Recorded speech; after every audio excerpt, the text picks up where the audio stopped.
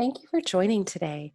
I'm excited to share research from Kay Ricci and myself on integrating design panel data and big data from TV viewing devices to produce a higher quality combined measurement. In particular, we'll focus on overcoming coverage limitations of big data using examples from our research at Nielsen. These approaches that we'll discuss can be used for a variety of different data sources. There's a lot of interest in big data. But we also know that big data generally alone is not always better data. Big data brings volume, as it implies, large sample sizes, and often more continuous or always-on measurement. This can be especially helpful for providing stability and for accurately measuring lower incidence behaviors or attitudes. However, often these big data sources only cover a portion of the population one is interested in measuring. Depending on which sources are included and excluded, biases will exist in the estimates due to systematic coverage error. On the other hand, survey and panel data are generally designed to have complete coverage of the population and utilize probability sampling methods to ensure if error is introduced, it is random rather than systematic. That said, sample sizes are often limited because of the high cost of the quality designed and labeled data. At Nielsen, we've generally found that we get the best results when combining design panel data and these organic big data sources. Our focus is on combining panel data with TV big data sources, such as from smart TVs, set-top boxes, and streaming devices. These devices organically capture what people watch on TV as they're watching it. But each of these sources represents only a portion of the population and only a portion of any individual person or household's viewing, since people view from a variety of different sources and devices. These coverage limitations need to be overcome to use this data for measuring people's TV behavior. We do that using data from our panels. We leverage our designed high-quality data that covers viewing from all sources and is directly collected from the people who participate. Our meters in our panel homes capture data continuously about what is being watched on TV and other devices. We use our panel data in a variety of ways, as we'll discuss in more detail throughout this presentation. Often it is the foundation for our measurement. It also plays, though, a key role as the truth set for our machine learning models and calibration approaches that adjust and correct for different sources of bias in big data. We use our panel data for estimating the coverage of these devices, calibrating for coverage error, correcting for measurement error, which Kay will talk about more in a later presentation in this session, and understanding the viewing people are doing on these devices. To put some of the coverage limitations in perspective, 77% of the US population has an internet streaming device, including 55% with an enabled smart TV and 41% with an enabled set-top box. By enabled, what we mean is that those devices return data and thus can become part of our big data sets or data sources for measurement. That said, there is fragmentation within these categories. There are a variety of different brands of streaming devices, smart TVs, and providers of specific services, such as cable or satellite services or streaming services. Often, our data agreements are limited to specific brands, makes, or providers, and thus they have lower coverage than some of these estimates here. For example, one of the major smart TV makers only covers about 26% of the US population, and that is further limited to 21% when you can consider only the TVs that can return data and thus are available for use and measurement. Similarly, set-top box data is limited to individual providers. The coverage for these providers can range from as low as 4% to as high as 12% for some of the larger cable providers. Again, each of these devices captures not only a portion of the population, but a portion of the viewing for any one person. For example, a set-top box might capture your viewing to a broadcast or cable viewing source, but probably not your streaming TV, which is being captured by another device. Viewing by antenna or over the air is not covered by any of these big data sources. The key is that our panels capture viewing from all of these sources, and that is important to overcoming these coverage limitations. Coverage alone is a challenge, but ultimately it is the bias introduced that is the concern. For example, minorities and younger people are underrepresented in set-top box data sources, while older people are overrepresented. Further, substantial research shows how homes with set-top boxes view differently in terms of the types of viewing, the amount of viewing, and the specific programs viewed. So today, we'll spend the rest of the time discussing approaches for integrating panel and TV big data sources. Again, these approaches can be used for a variety of different types of data sources, as you'll see as we go through. We'll talk about two dominant approaches. One is where the panel is the foundation.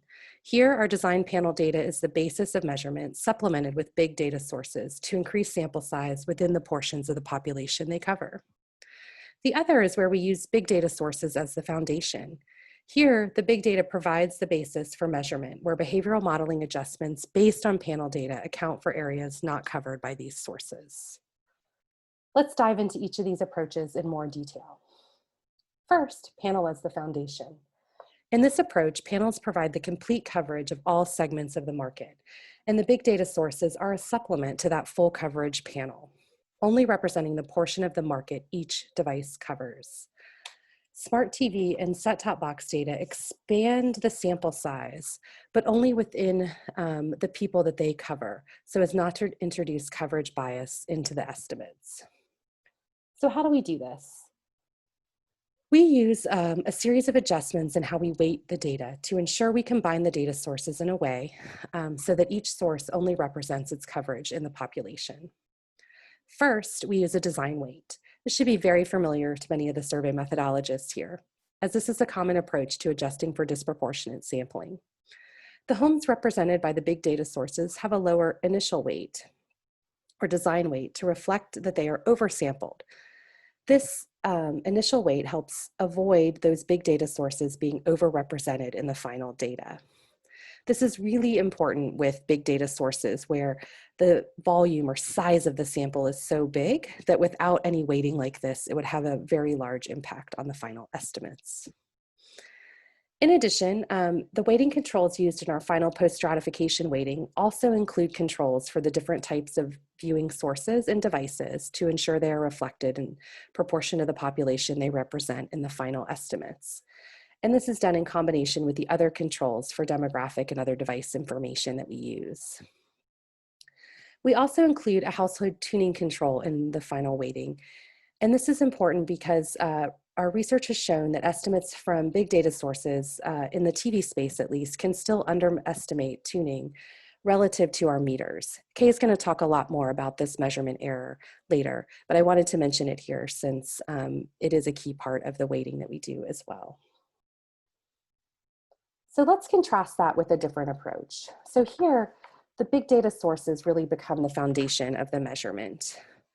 In this way, that modeled big data, which I'll talk a lot about, is really the key. So one, as I mentioned earlier, we know that big data alone really is not suitable for measurement, at least in the TV viewing space. So we adjust data from that we receive using models to adjust for those biases that we find in the big data sources. But in this approach, we allow the big data sources to represent or in essence, cover the viewing for those areas not directly covered within the big data sources. So using a TV viewing example here, the first box you'll see first is that the smart TV or set-top box data itself is used to represent its coverage in the market, much like we do in the other approach where panel is the foundation. Here, though, there's still missing data. So again, we'll talk more about this in the presentation Kay gives, but we do find that there is still missing data within smart TV or set-top box data sources. We also know that only some of these boxes actually return data. I mentioned that earlier. So if the box is not connected to the internet and not able to return data that day, it cannot be included in measurement.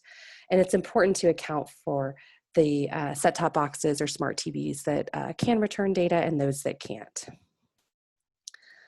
So you'll see here in the middle that the smart TV or set-top box data is also the foundation for measuring other viewing sources. But here it's adjusted differently. So here we use our panel data to really understand and look at the differential viewing of patterns that occur in the smart TV or set-top box homes relative to the other homes.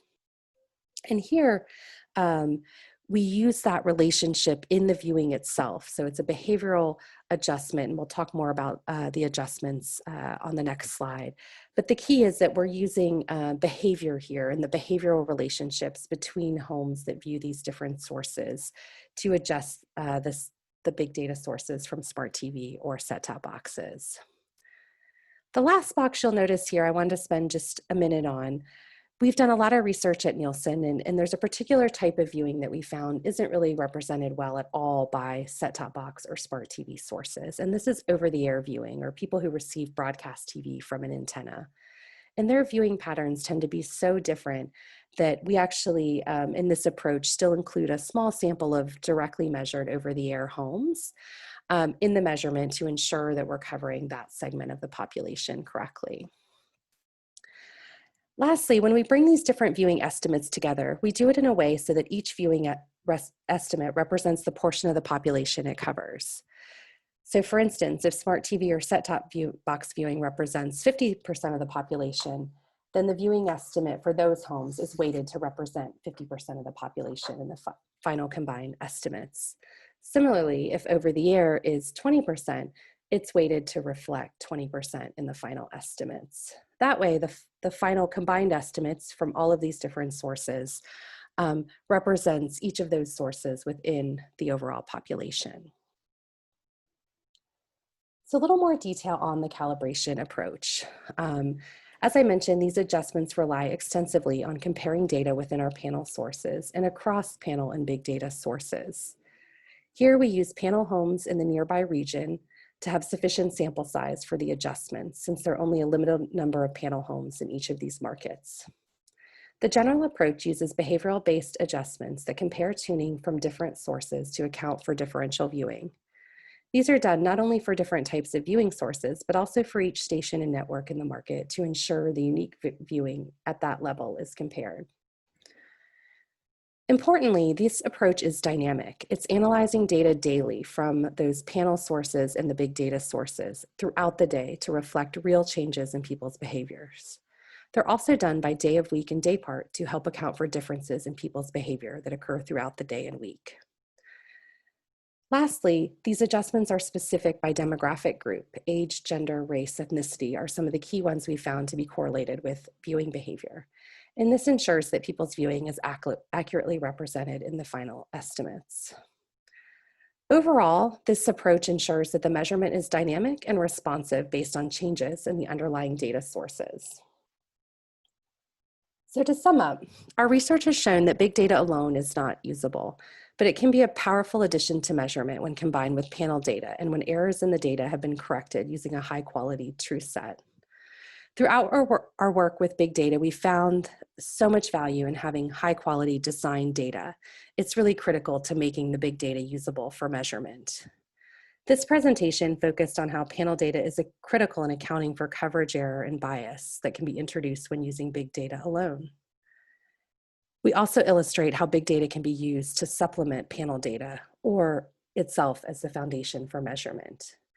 Again, these general approaches to weighting and combining the data sources when panel is the foundation and calibration and adjustments when big data is the foundation can be used in other types of data sources, not just TV data sources as we've shared today. Lastly, I hope you'll enjoy. My colleague Kay Ritchie will share more about our research around the importance of design panel data for correcting for measurement error in big data in a follow-up presentation within this session.